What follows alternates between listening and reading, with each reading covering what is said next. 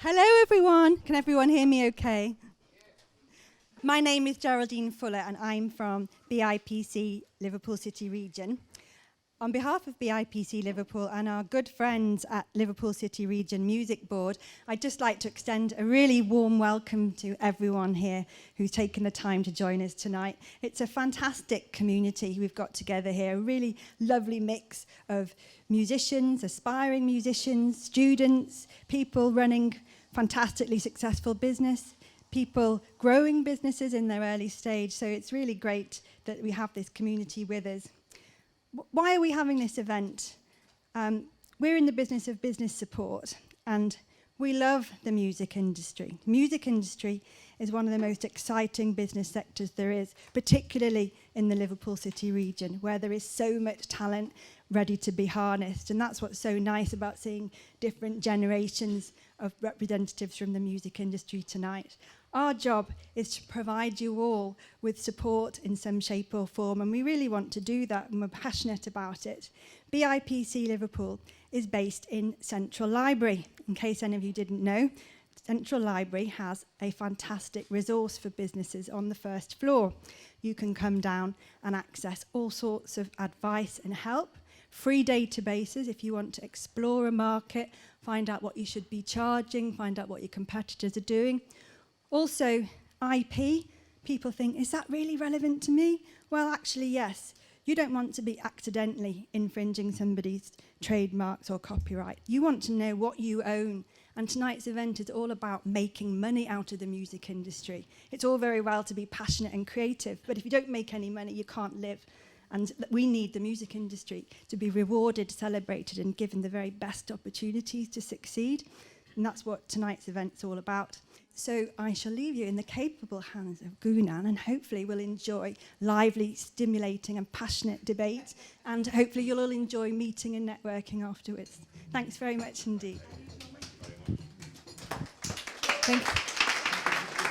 I want to stand. I want to stand for this. So yeah, my name's Ngunan Adamu.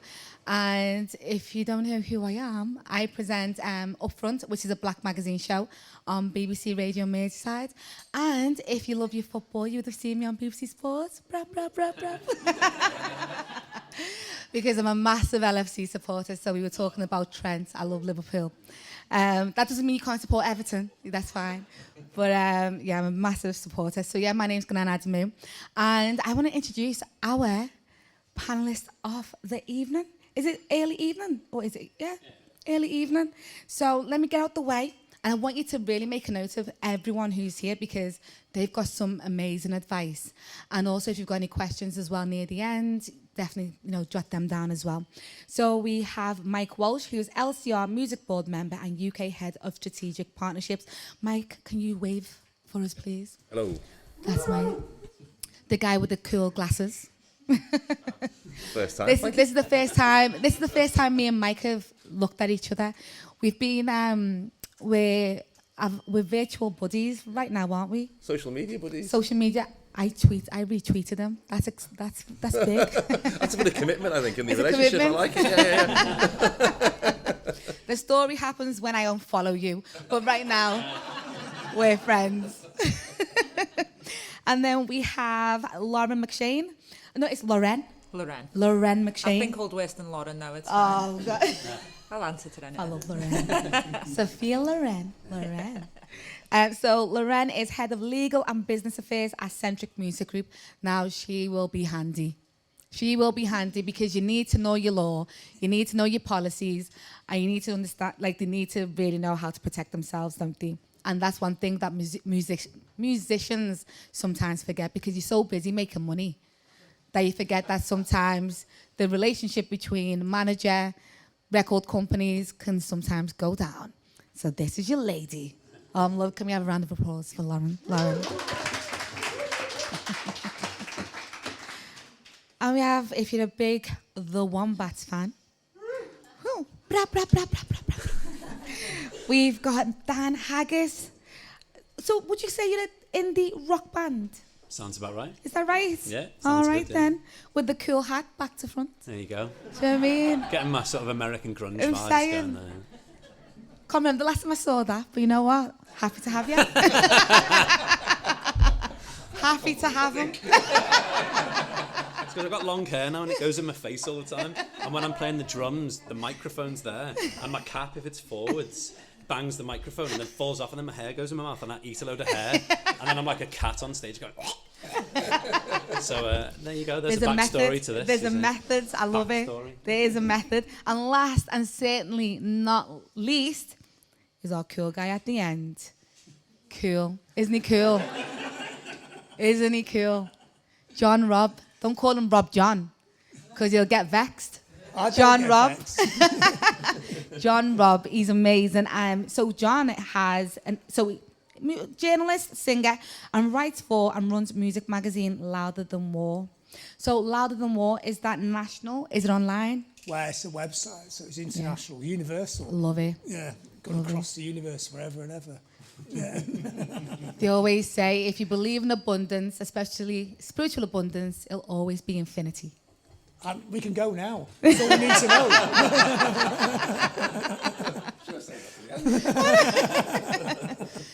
So a warm welcome to all of you, and I really hope that you find the discussion stimulating, and any questions you've always had, this is your time to ask, because we don't get a panel like this often, so really take advantage of it. So Mike, I want to come to you first. Sorry, while you're drinking your English tea. That's all right. So what exactly are non-fungible tokens? And briefly, how can they benefit and empower artists? Thank you for that question, Ngunan. Because I've been working for a brand new NFT eco-friendly platform for the past kind of 5 or 6 weeks. It's an incredibly new area of the music industry and music culture and music economics, and we're a very new business as well. As I say, only been trading for just over a month, so it's like kind of cutting edge in a way, in the sense that like we're on a bit of an education journey with people, so it's nice to be invited to here today, and there'll probably be different levels of understanding in the room. But I guess I'll start with how we use it at Serenade, which is basically digital merchandise in which the artist forever gets a royalty. Because when you create an NFT, you create it on something called blockchain technology, which I can talk about in a little bit more detail if you want to have a nice night's sleep, or I can skip over it depending on kind of what the kind of interest is. But basically, blockchain technology is a way of creating digital assets that have like total immutability, which basically means that they can't be tampered with by human kind of interference. And they also have this amazing thing called a smart contract, which means that whenever an NFT gets traded, then the original creator gets a royalty. So that comes back to that original kind of wrap-up sentence that we use a lot when we speak to artists and managers, which is, think of it as digital merchandise in which the artist forever gets a royalty. And the other beautiful thing is that every time a fan sells it, they also get paid as well.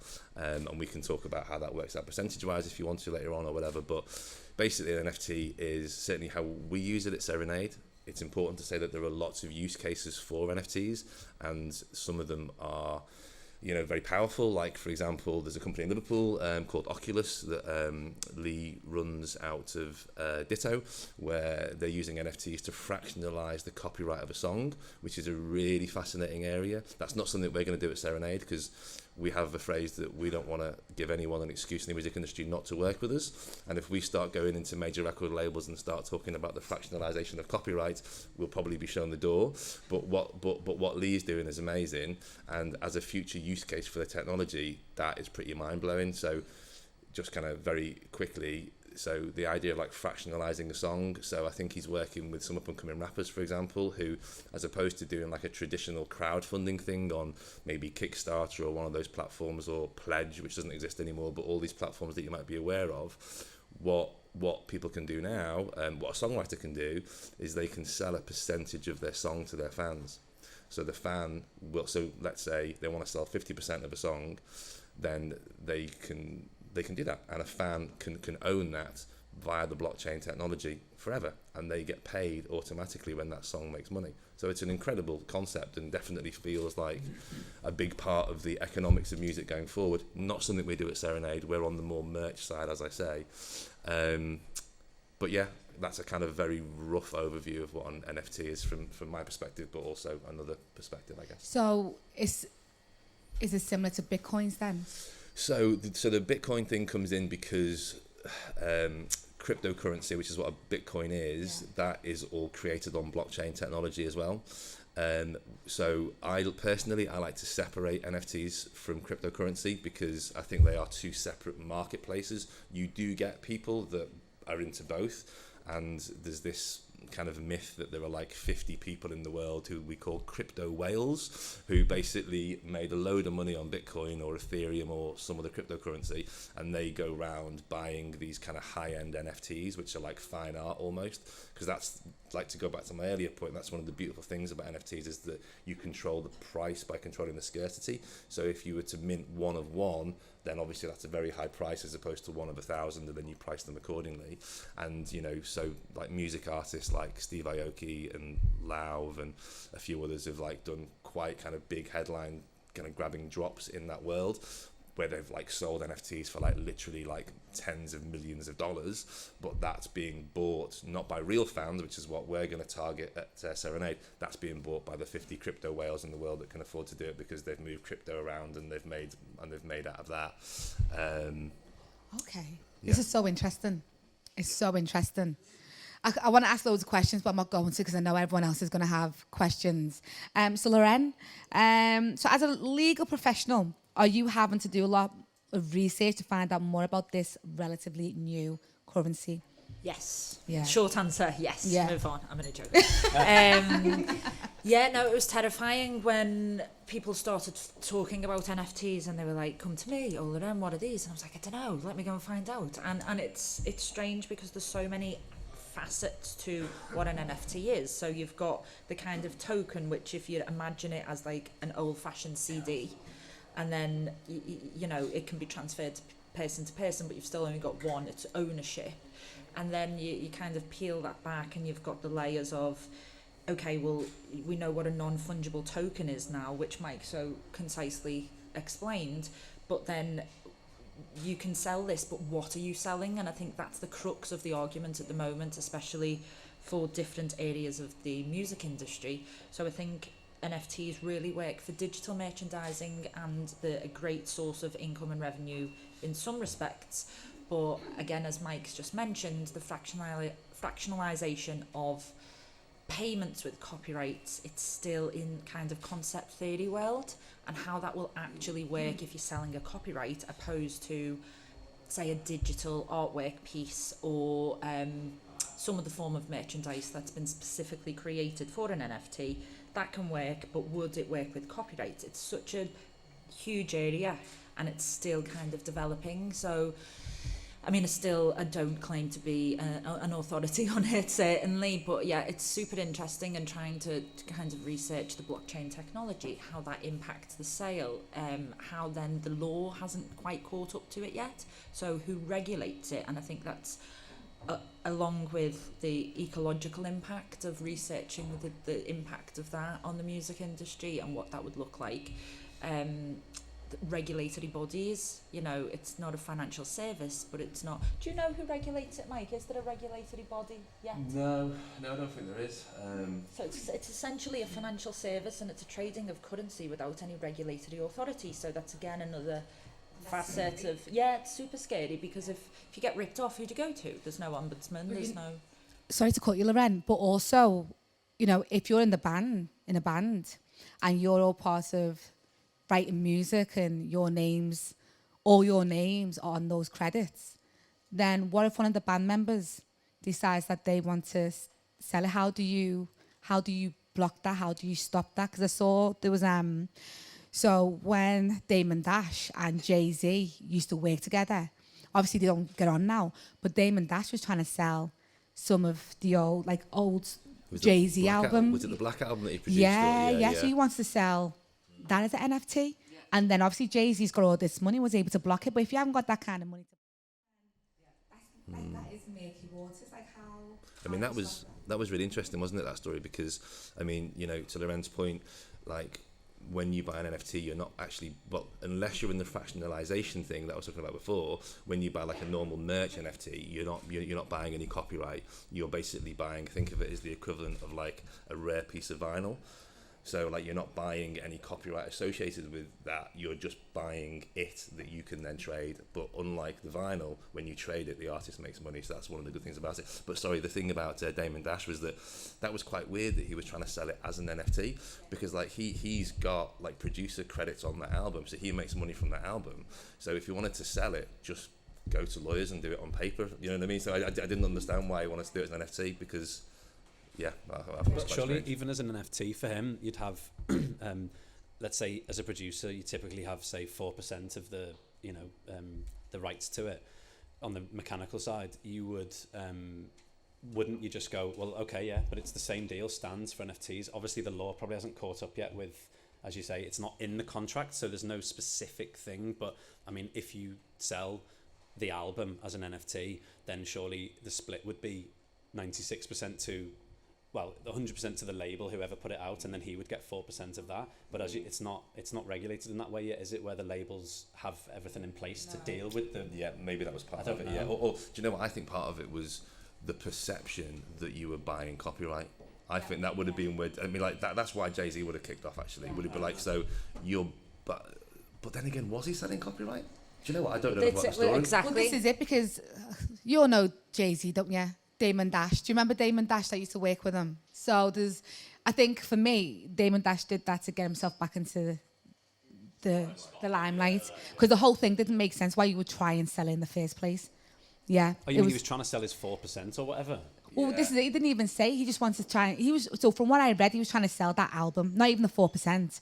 And this is the thing. So if you delved in deeper, you would think, all right, then maybe it was 4%, but knowing Damon Dash, because me and him are best mates, I think he was trying to sell the full album, because it isn't regulated. Well, I think that's the problem. There's no, you're talking then about ownership. So who owns what? So for instance, if you try and keep in your head, I mean, I'm quite a visual person, so I'm going to be all gesticulating.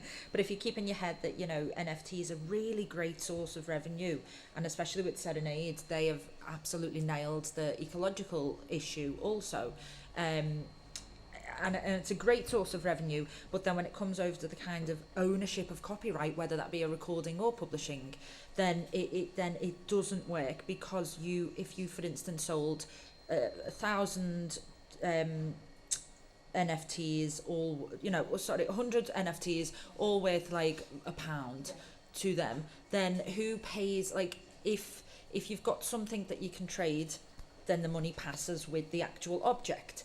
If something is capable of earning future revenue, that's the crux of it. So a copyright is, every time it's streamed, it earns future revenue. A piece of static art doesn't have that capability.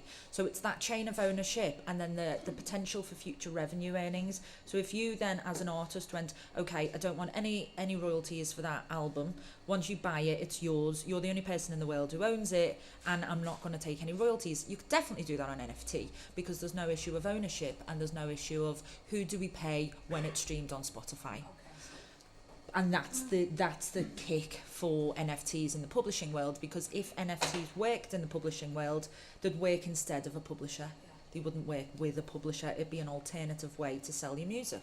So that's why this fractionalization of NFTs is so interesting. I still don't know how it works. Although we are working with publishers, because we want to work with you. Yeah. so like we are working with publishers in the sense that, so like if you think of, again, like come back to the idea of digital merchandise, that digital merchandise that we sell on Serenade can include music, but that's when the artist that is the creative party that we've engaged with needs to speak to their publisher, needs to speak to their label and make sure that is accounted accordingly. But then what that means is that once that's set up, that accounting via the blockchain just always gets paid. So yeah. So could it at some point, because this is so new and interesting, I can't even get my head around it, but like, could you have it in the blockchain that it's written that say, 10% goes to the publishers, 50% goes to the label, and 50% goes to the artist, and then the artist never from that moment on, it's in safe hands. No one needs to account anything. Nothing's in safe hands, Dan. Nothing. Just like nothing is in safe hands. Nothing, Dan. Well, then the algorithm's never going to make a mistake. You haven't got any humans to worry about. Algorithms. I'm joking. we're still trying to figure out algorithms, because even then, every time you think you've caught up, it changes, always changes. John, I want to come to you. You know, hearing what you've heard and being in the industry and with the magazine and everything, what are the pros and cons of NFT? I think the pros, for me, there's quite a few. Anything that's lawless is always interesting. It's just like the beginning of the internet. Yes, it creates problems, but it creates a space like the Wild West. Anything can happen. I like that as well. That's intriguing. I think music is also very tied into technology. So when you're a creator, you always have to be on the cutting edge of technology. I mean, the 7-inch single was the cutting edge of technology once, and I'm sure people argued about that. Oh, the sheep, what are we going to do with all the sheet music? You know, it's always been like this, hasn't it? Working out the ownership of it is, of course, crucial. That's what you do, and that's good, and that's what Mike's doing. That's good as well. But I'm quite interested in this point in time where nobody quite knows, and that's where it could go. Also, we talk about, you kind of hinted about this a minute ago, Mike, but the headlines now are grabbed by the people who are paying $50 million for things. But really what's interesting is the bit at the bottom, like anything with music, it's the grassroots where it's interesting. And NFTs can be done by anybody. You can sell things for £1 if you wanted to, you know. And that idea that you're saying where people have the little shares in it, so they sell it on for £1,000, you get your little cut. That's good, that's becoming a thing. The green and eco issue, if I get it right in my head, is more to do with the cryptocurrencies, isn't it, and the ledger of all the transactions, because it takes so much electricity to actually store all that stuff. But that could be worked around as well at some point. But it is a problem because it's so important to get that side sorted out. You know, the waste and getting the world all completely fucked up is, you know, over something like this is ridiculous, but it can be sorted out. So that's what interests me in it as well. And it's not just music as well. You can sell pieces of art, you can sell ideas, you can sell ownership of things, and it's all that's because I think if you're a musician, and is everybody in this room actually a musician, it's not just the music now, it's all about all the other stuff you do as well. It's, you know, it's what you look like, it's the idea you're selling, it's the brand basically, the word that we all hate in England, isn't it? Words like network and brand aren't very English words, but you are an accidental brand, aren't you? And it's selling all the different aspects that go around that, not just a piece of music. So, and these are old ideas, you know, like from 100,000 years ago, Joy Division. The music is brilliant, but it's the iconic first album cover you see everywhere. Somebody's actually got the shirt on in here, I saw before. You know, and you know that would actually be something. Him, yeah. and that was nicked out of an astronomy book anyway. So it's making money of it, did they? No, they didn't make any money of it. But now, you know, if they worked it out, they would actually be selling that as an NFT. You know, that image could be sold as an NFT. In fact, a slightly different version of that image could be sold as an NFT now. So all that thing, arguing over ownership, trying to work out the ownership of it, is important because all the creators should get paid. And that's a downside, trying to work out who gets the money that they're owed. But the upside is it's completely wide open what you can do with it.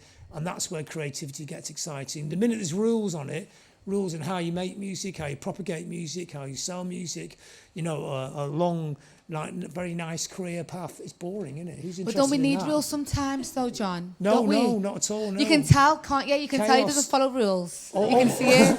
All the best art comes out of chaos.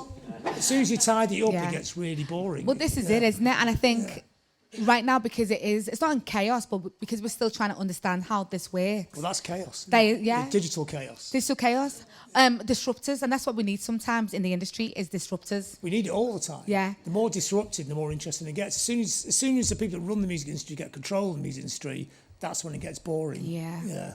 I like that. So, Dan, have you or the Wombats looked into NFT at all?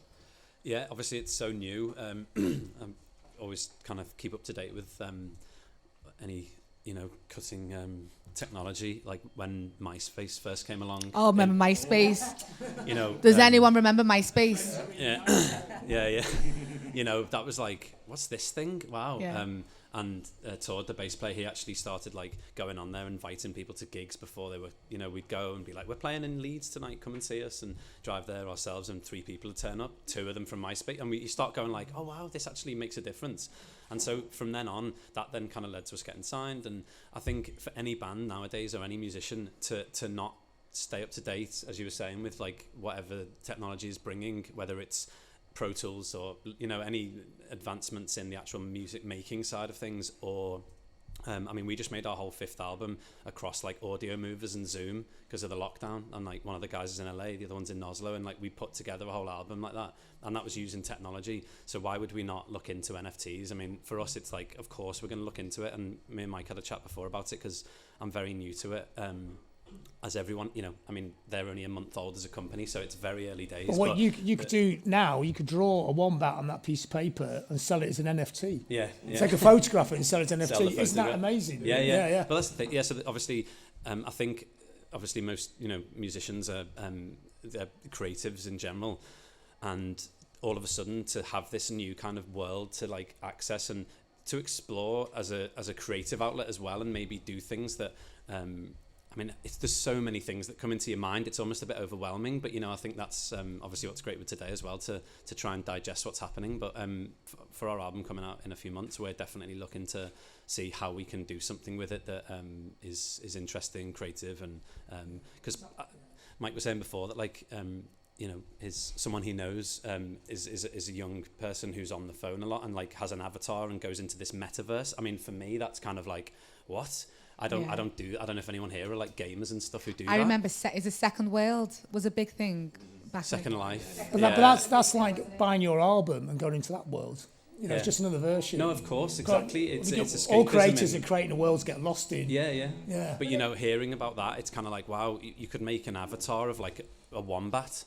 You know, and people could be a wombat in this world, and that could be their NFT. Write it down quick, it's a great idea. You could play a gig in any of those worlds as well. It's like, you know, so you've already got massive artists like Travis Scott who are breaking records by doing gigs in Roblox. Is it Roblox or Fortnite? Yeah, anyway, one Fortnite. of them. Fortnite. We got an agency, we're actually doing all that stuff at the moment, and I like all these different crossovers because I see them as medias as well.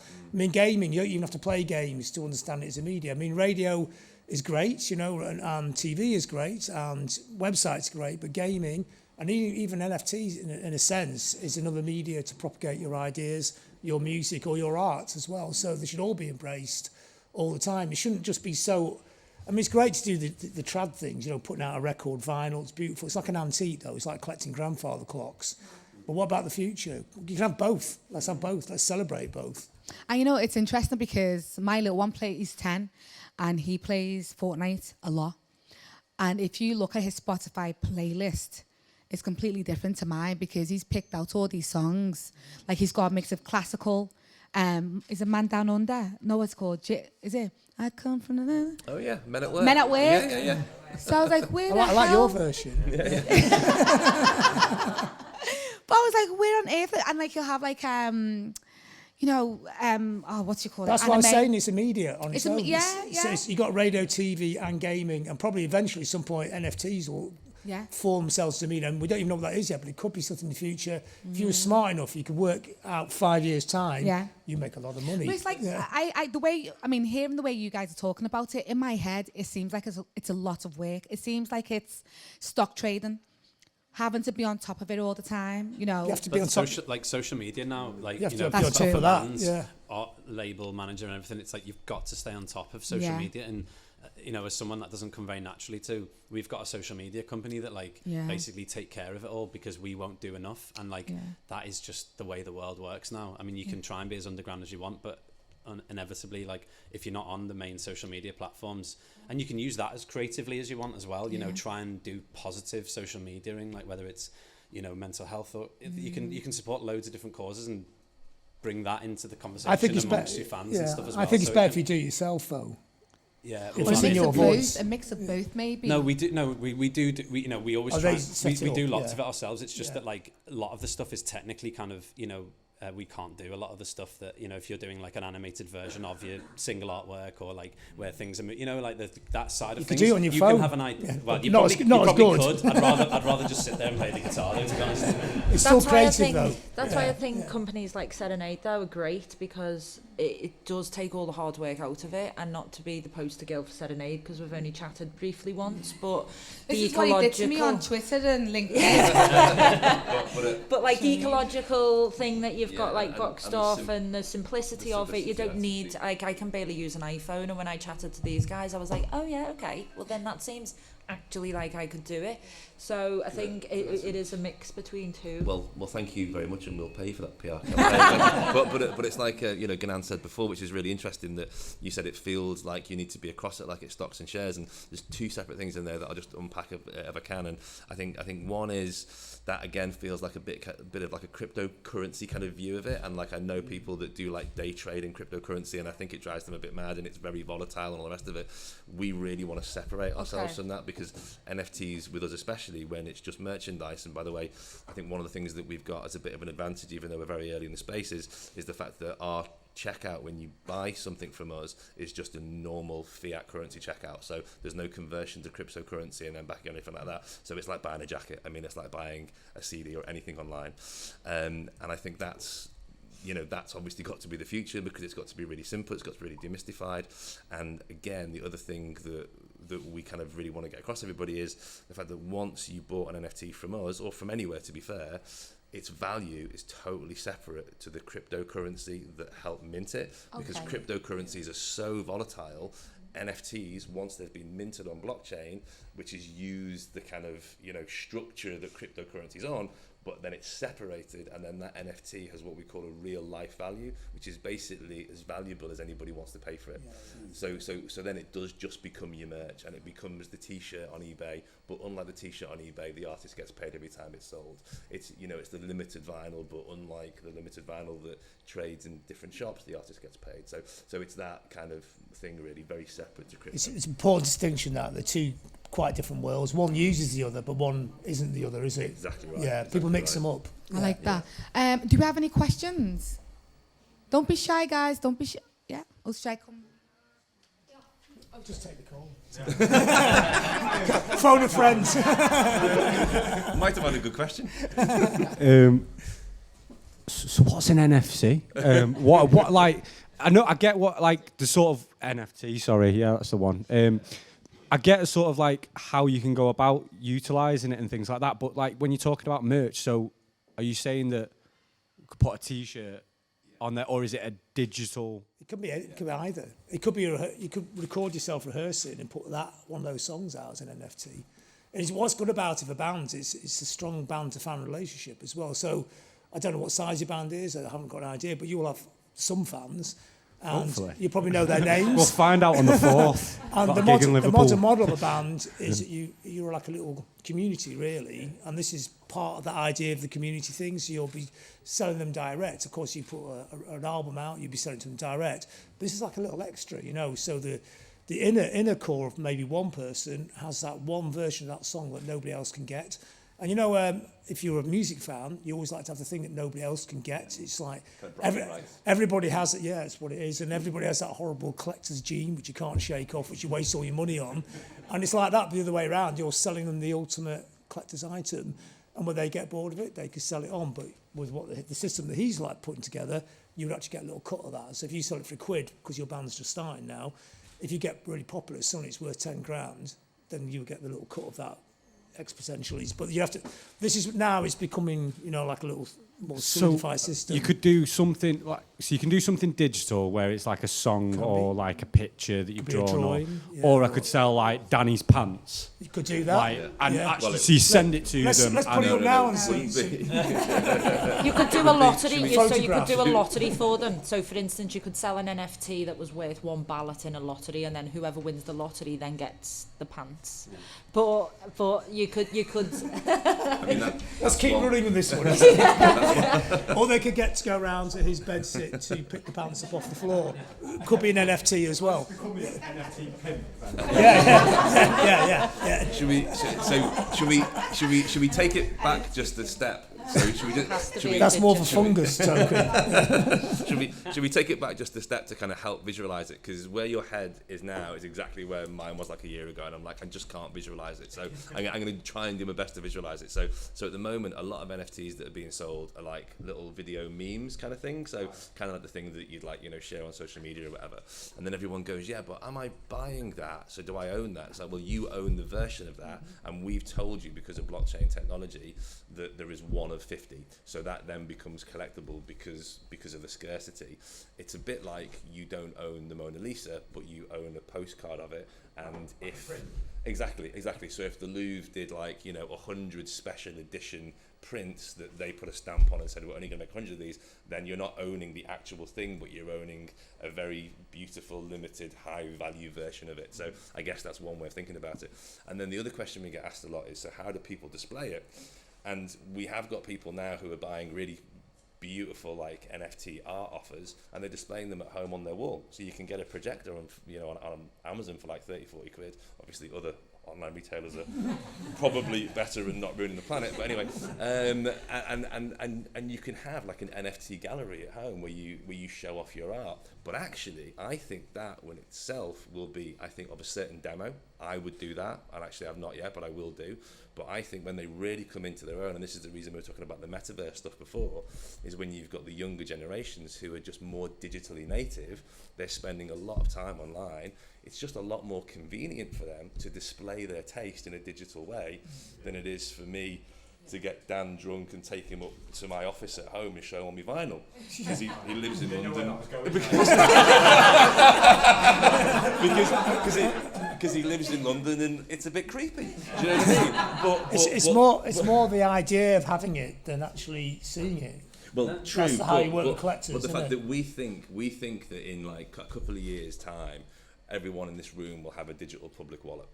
Yeah, and it's what's in your wallet actually defines you as a person. So we would. So you wouldn't even go to somebody's Facebook page; you go to their wallet. Exactly right. Yeah. Exactly right. Yeah. Hiya, Michelle Charters.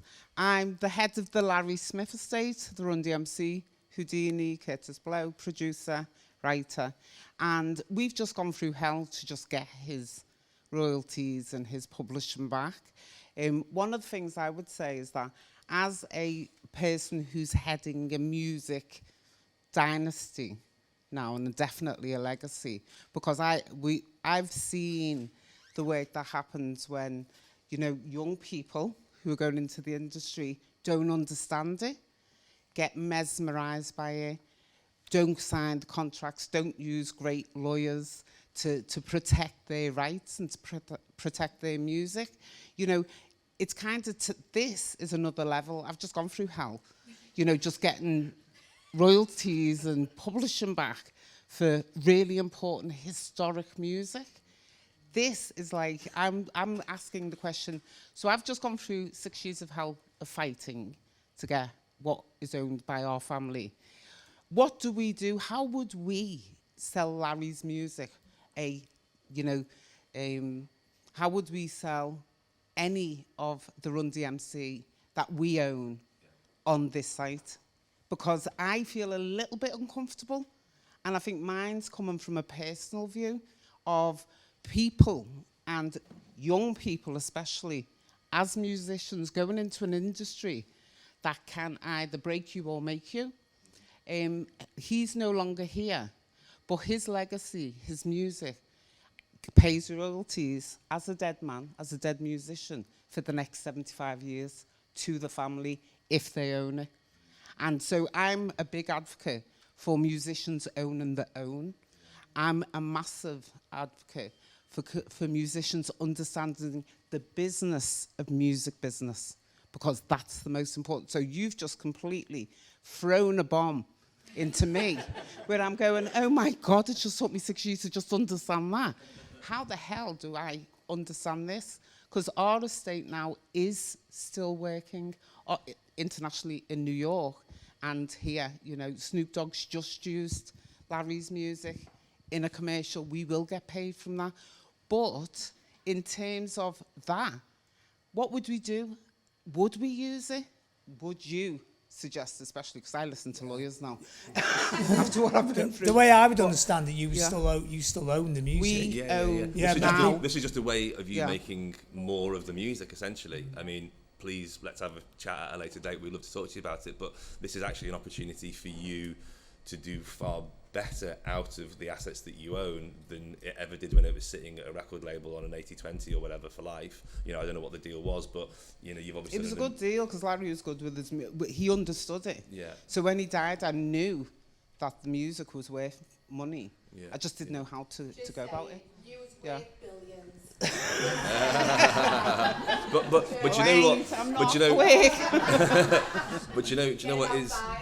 But you know what is really interesting is that I think that in like, I don't know, 10 years time, fingers crossed, you know, we'll get to a point where, because of this technology, which is all about visibility and it's all about you know, royalty chains that are completely open could be to tracked the public. all the They way can be down, tracked every constantly. transaction, yeah. So it's like, you know, that battle, and it's really, you know, horrible to hear that you've had such a hard time getting those rights back, or at least getting visibility and control of them. And I think a lot of it is about visibility, isn't it? Because these massive corporations don't want you to do audits and kind of ask to see royalty trails and all that kind of stuff.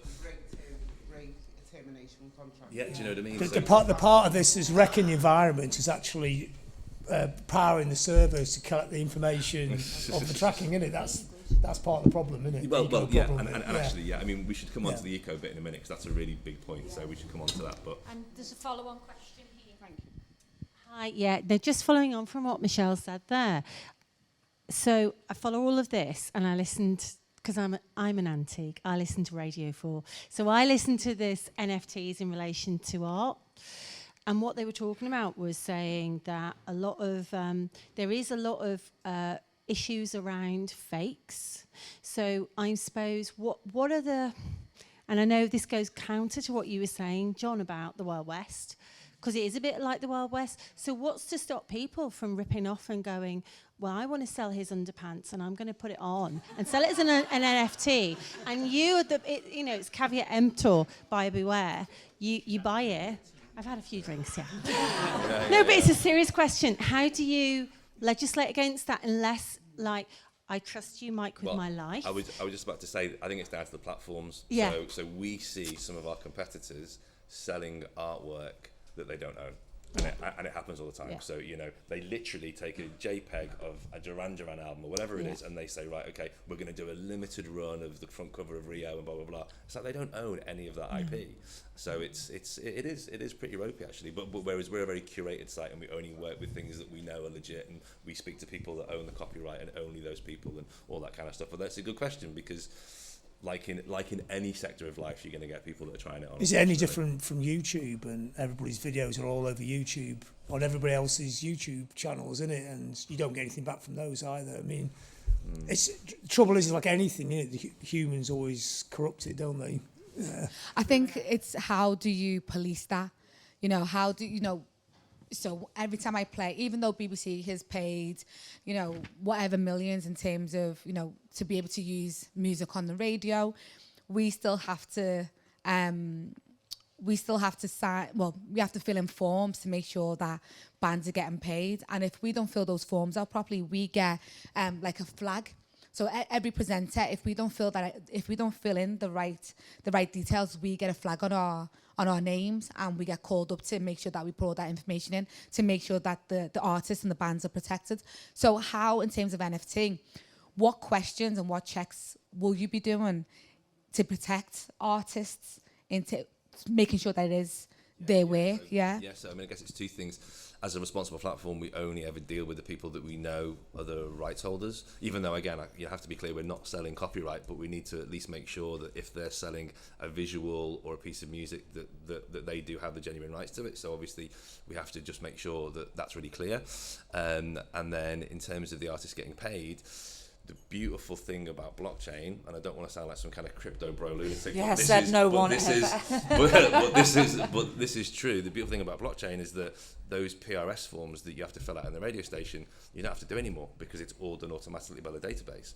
And this is the most kind of, I mean, like, never in the history of art has the artist had such a reliable way of getting paid, because it's just done automatically via these smart contracts, and transparent as well, and completely transparent.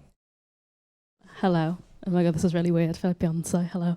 I'm just curious, because I'm 25, so I'm in between, not nearly 30, but not 20, and I am a musician myself, and I also run a record label. I'm just curious why you think that people our age will buy into the NFTs, because ownership is not integral to the way we consume music or anything now. Like, we don't feel the need to own. So why would we then pay through the nose for something like an NFT? Like, maybe I'm just like, I'm stupid, I don't really understand it too well, but I just don't get why I'd pay for it, because like if I went and bought a meme, like say I bought an NFT of a meme and then I told my friends, they'd be like, you absolute mug, why have you paid like $2,000 for something, say it's that you could just share on the internet for free? Or would you sell NFT? I have no clue what I'm on about, so probably not. But do you see what I mean? Like ownership is just not integral to because people like millennial collecting culture. and they like ownership of things, and also they But see it as an investment. But young people, do we own I think there's a generation things? below you that are a bit more digitally native, that are spending more time I'm online. in between, because I didn't grow up with the internet, and then obviously I did when I got a bit older, so I'm probably the last generation that wasn't a truly digital native, probably. But it's just like I would never think it could to diversify buy as something well. that way. I think it could diversify into if the social media companies began to get on board with NFTs, and for instance you could buy an NFT if you're a Taylor Swift fan, and so you buy a Taylor Swift NFT that's a button on your account, so if someone looks on your Instagram you've got all the buttons then of all the artists that you love. I don't think it's necessarily like everyone's going to go out and spend $5,000 on a piece of artwork that Taylor Swift's just done in a bedroom, but if you can pay 50p for something that goes on your Instagram, and it's again coming back to like MySpace, you liked what bands that you liked, and it's just wearing a band t-shirt, it's just a show of support. And also, just to be really clear on price, sorry Dan, just really quickly on the price thing as well, which maybe I didn't mention, is that there were loads of headlines around like these like super expensive, massively overpriced kind of NFT drops. But we're not about that, and we just happen to be one of the first companies that are all about fans buying their first NFTs, and you can buy NFTs from us for like 25 quid, and I can pretty much tell you now that that's going to do very well for you in the future because it's so early in the space. So we are all about like the average fan being able to engage in the space. That's what our whole business ethos is. So we're not, I mean, like if you really want to buy one for $1,000, that they're there, but we have a lot more for like 20, 30, 40 quid that we're pretty certain will appreciate over time. And you'd definitely pay 20 quid for a t-shirt at a gig. So it's like, that's a physical product, you get what I mean? Yeah. I think for me, maybe because I'm not that digital native, it's sort of... yeah, I know what you mean. Well, you know, it's funny because you say, like, I was saying before, my 10-year-old wants me to buy him V-Bucks all the time. And that's how I look at NFT. It's like, he's like, I need to have this skin. I've got to have this skin. Yeah. And I'm like, yeah, but I'm paying money for you to have a skin when you can just work hard to get it. And then, I need this skin. So I think his age will fully understand NFTs, so we don't get it yet. That, not that physical product, but the digital product, which they find really amazing. It's mad. Yeah. I think my question was more in regards to like an NFT. I'm an independent artist, so like I don't have a label, I don't even have a manager, it's just me. So there's like the fear element of like me doing that on my own. And then it's also, I feel like do people know that they're buying an NFT when they buy one? Because I think if I put out a t-shirt and it was on, say, your service, on Serenade, would people know that it was an NFT? Because I think if I told them, a lot of people are so uneducated in the field, they wouldn't buy it because it feels like there's like a fear element of not knowing actually what it is. Yeah, and if you came onto our site, like we wouldn't.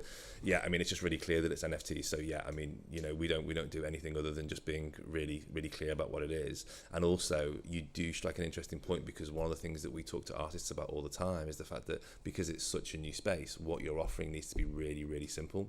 So we see a lot on our competitors of like quite complicated NFT drops where it's like you get a piece of artwork that kind of unlocks a code. If you buy 5 of them, you unlock another code that gets you to a Discord channel where you can find an Easter egg where you get a piece of vinyl where you might get the chance to do a meet and greet. And that's like a video game, basically. Basically, and it can all be a bit mad. Whereas we're just like, just make some beautiful shit your fans gonna love. That's our advice to everybody. And communicate it really simply. And communicate it really simply. Alison Wonderland. How long have we got left? So just going on about like something you said, obviously I'm 20 years old. Sorry. And like I grew up playing, like I wasn't more of a video gamer, but I used to sit at the computer and I used to just dress up girls, and not like that, but in like a world where it was just like a gaming world, and I owned a mansion and I was like a Prime member, and my mum paid like £60 a month for it. And I was like not getting anything back from that apart from being like going into school and be like, well, I've got a mansion. My girl has a mansion. Like, what does your girl have? But like, I've never ever got anything back from that. So with NFTs now, are you saying that like it's more of an investment? Yeah. So like in the future, that it will like earn more money from it? You could have sold your mansion now, probably. I know. Yeah. And actually, you would. And actually, you know, could rent your mansion out to some other place. You can. I try and remember my login and password now and go back on. But and, you know, that's so would you say to like the younger generation that it's like advise us to like more so like kind of invest into NFTs now? So that's really interesting language. So even without any kind of authority in the space, we don't use the word investment because we don't think it's the right word. So we're very careful about the language. Like we just say it's merch. If you like it, buy it. There's going to be a limited amount of it, and then we kind of need the fan to work out that might appreciate in value over time, because we don't think it's right for us to say this is an investment to like a load of fans of a certain artist, because we just need to be really kind of careful with our language, really. Are we done? Oh my God, we ran over by 30 minutes. That's how amazing this is. You can't hear me. I feel really weird talking without a mic. Yeah, I'm on my way. I feel naked right now. I feel naked. So I want to say big thank you for all your energy, because it's been a fantastic discussion. Can we have a round of applause for our panel, please?